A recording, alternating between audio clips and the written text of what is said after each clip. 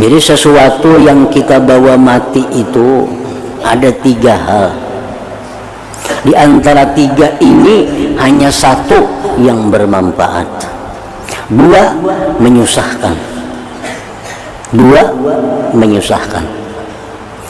Pertama,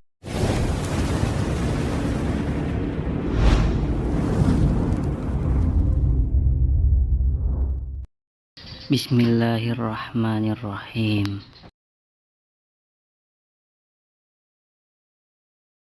keutamaan pindik angan-angan.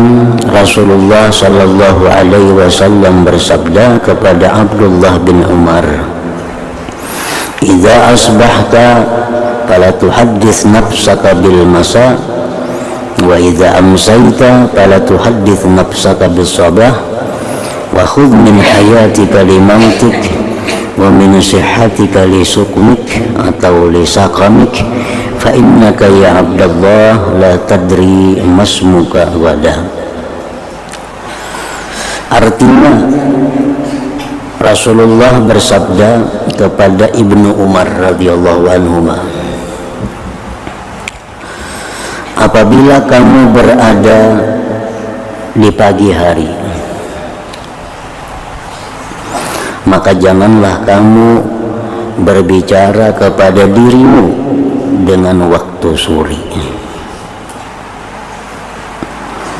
Dan apabila kamu berada di sore hari, maka janganlah kamu berbicara kepada dirimu dengan waktu pagi.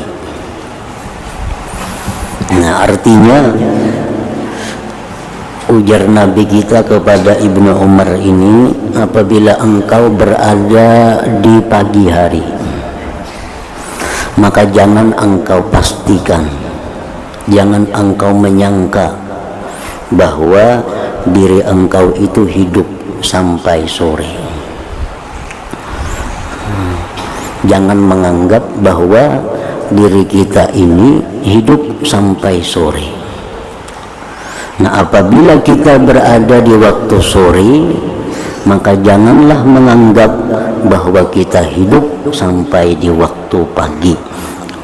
Nah, itu maksudnya. Nah, keuntungannya apabila kita berprinsip demikian. Keuntungannya pertama, kita menyegerakan tobat. Karena kita kadang menganggap lagi hidup kita yang sekarang ini sampai besok pagi. Keuntungan yang kedua yang kita dapat adalah khusyuk dalam beribadah. Karena kita beranggapan ibadah yang kita lakukan ini besok belum tentu bisa kita laksanakan kembali. Nah, yang ketiga faidahnya, kita akan menghindari perbuatan-perbuatan maksiat. Karena kita sudah menganggap diri kita ini belum tentu besok hidup, otomatis kita menghindari maksiat. Karena siapa juga pun tidak akan berani berbuat maksiat kalau dia tahu besok itu mati. Nah, jadi ini faidahnya, keuntungannya kalau kita beranggapan diri kita ini belum tentu hidup sampai besok pagi.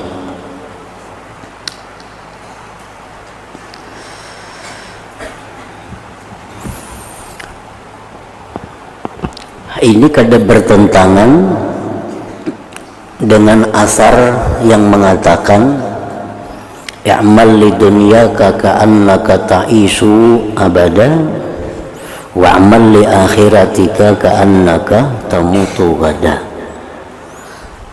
Artinya, bekerjalah engkau untuk urusan dunia, berdagang, apalagi bertani, beternak.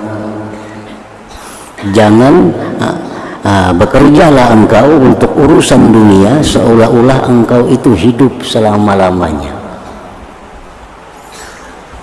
dan bekerjalah engkau untuk akhirat, seperti sembahyang, zikir, membaca Quran, baca salawat, seolah-olah engkau itu besok mati.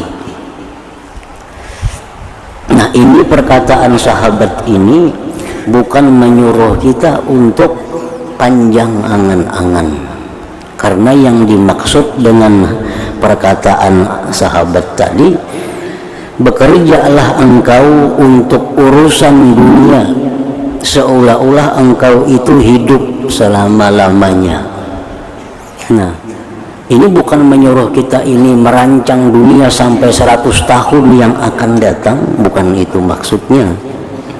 Nah, dimaksud daripada perkataan ini adalah bahwa dalam hal urusan dunia itu, dalam hal urusan dunia kita disuruh perlahan, kada usah terburu-buru, karena masih kita anggap isuk masih ada waktu, isuknya masih ada waktu, minggu depan masih ada waktu, tahun depan masih ada waktu.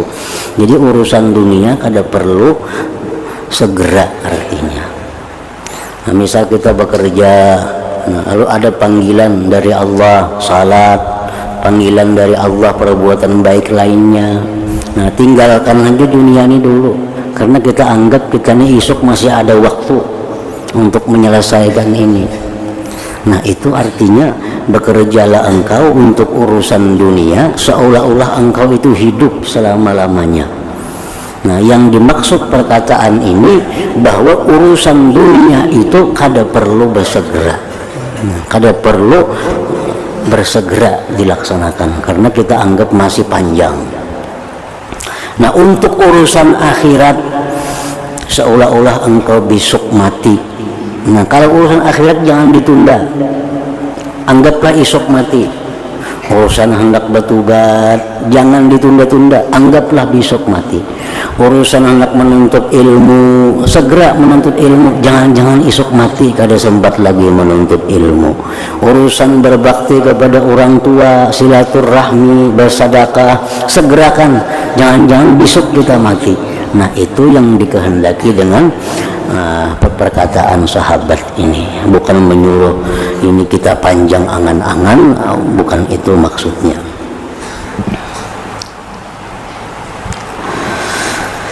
Nah, jadi apabila kamu berada di pagi hari, maka janganlah kamu berbicara kepada dirimu dengan waktu sore. Artinya jangan engkau anggap dirimu itu hidup sampai sore. Dan apabila kamu berada di sore hari seperti sekarang ini, maka janganlah kamu berbicara kepada dirimu, janganlah kamu menganggap dirimu, artinya dengan waktu pagi sampai ke waktu pagi.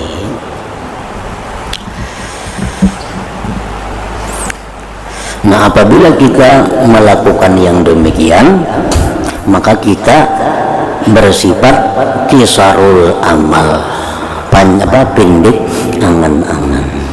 Bila kita kalau bisa melakukan itu, maka kita bersifat dengan pendek angan-angan. Di waktu sore, nah sudah kita anggap esok belum tentu hidup, esok belum tentu hidup.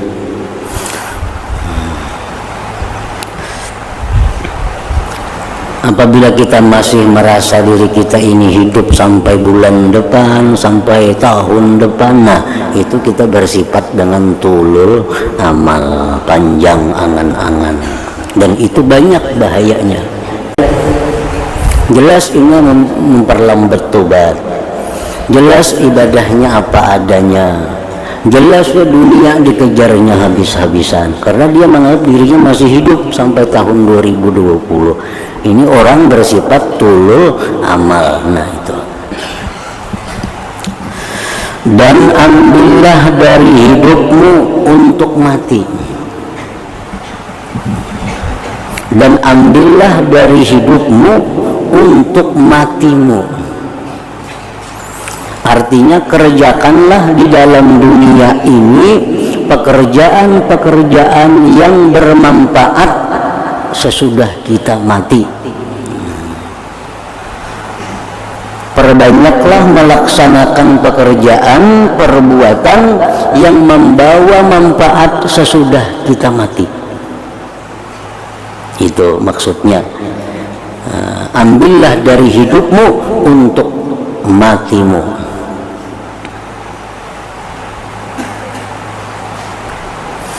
Jadi sesuatu yang kita bawa mati itu ada 3 hal. Di antara 3 ini hanya 1 yang bermanfaat, 2 menyusahkan. 2 menyusahkan. Pertama, kita melakukan kemaksiatan. Ini sudah jelas, ini menyusahkan kita. Jangankan kita pindah alam, hendak mati sudah susah karena maksiat-maksiat itu. Nah, kemaksiatan ini menyusahkan, menyengsarakan kita sesudah kematian kita. Artinya jangan hendak membawa hal-hal yang meributkan kita di sana, menyusahkan kita di sana. Nah, yang kedua apa? Perkara-perkara yang mubah, perkara yang boleh. Nah, ini pun kalau sampai dibawa mati, ini menyusahkan di sana. Susahnya apa? Kita akan menemui perhitungan-perhitungan. Dari mana dapatnya ini? Kemana menggunakan ini? Untuk apa ini? Nah, ditanya. Nah, jadi hanya 1 hal yang memberikan manfaat kepada kita sesudah mati adalah ibadah. Taat, itu aja yang bermanfaat sudah kita mati. Lain pada ibadah menyusahkan atau menyengsarakan. Abdurrahman bin Auf contohnya seorang kaya raya yang mana dapat hartanya 100% dari halal. Sidin gunakan pulang harta itu untuk sabilillah. Tetap beliau ini lebih lambat dari sahabat yang lain 500 tahun. Nah, kan ini meributkan nih. Meributkan. Padahal itu halal. Mengumpul harta itu kan halal. Selama itu harta halal. Nah, boleh. Tapi karena ini banyak masalah yang dipertanggungjawabkan, sehingga Abdurrahman bin Auf ini lebih lambat dari sahabat yang lain. Nah, apalagi maksiat. Maksiat makin menyengsarakan di bawah mati. Dan ambillah dari hidupmu untuk matimu, dan dari sihatmu untuk sakitmu, dan dari sihatmu untuk sakitmu. Artinya di waktu sihat ini kita bekerja, kita beramal yang mana bila kita sakit, pahala amalan itu tetap mengalir kepada kita. Orang ini waktu sihat selalu sembahyang di masjid atau langgar berjamaah. Orang ini waktu sihat 7 kali seminggu menuntut ilmu. Orang ini waktu ini sihat selalu membersihkan masjid, membersihkan tempat-tempat kebaikan.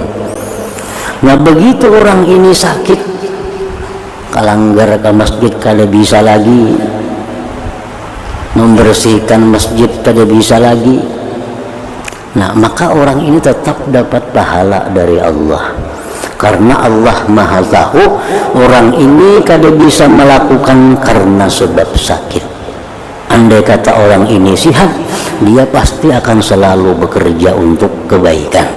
Nah, itu artinya dan dari sihatmu untuk sakitmu. Kalau orang waktu sihat sembahyang berjamaah kadang-kadang kada.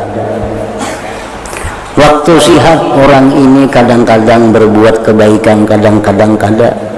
Begitu orang ini jatuh sakit, nah kada ada lagi pahalanya, putus.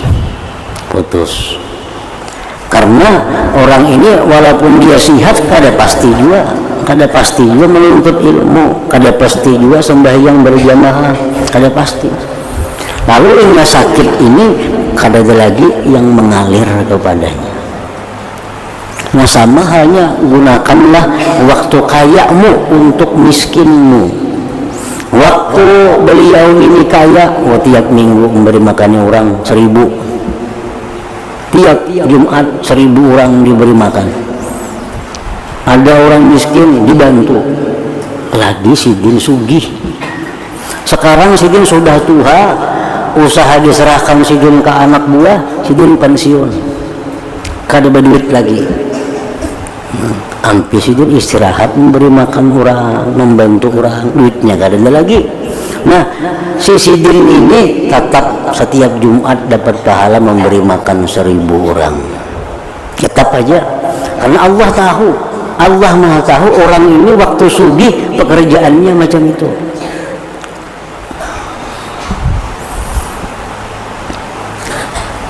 Nah, kalau waktu kaya sudah kikir berdahulu, jatuh miskin, hanya bagi kita, ya kalau aku sugih selesai semua antuk. Dahulu sugih kada selesainya, kada dihargai Tuhan, perkataannya jaka aku sugih, dahulu sugih lawasnya. Nah, jakanya sidin ini dahulu waktu sugih tadi sudah membiasakan sosial. Nah, sidin sekarang miskin, lalu sidin bersuara, jakanya aku bahari, sidin itu kadang alihkan itu semua aku selesai, karena dicatat Tuhan, karena Tuhan sudah membuktikan dahulu memang pekerjaan sidin itu macam itu. Dan dari sihatmu untuk sakitmu, karena sesungguhnya kamu wahai Abdullah bin Umar tidak tahu apa namamu besok. Kamu kada tahu ngarani kami esok siapa, almarhum kah atau kada tahu.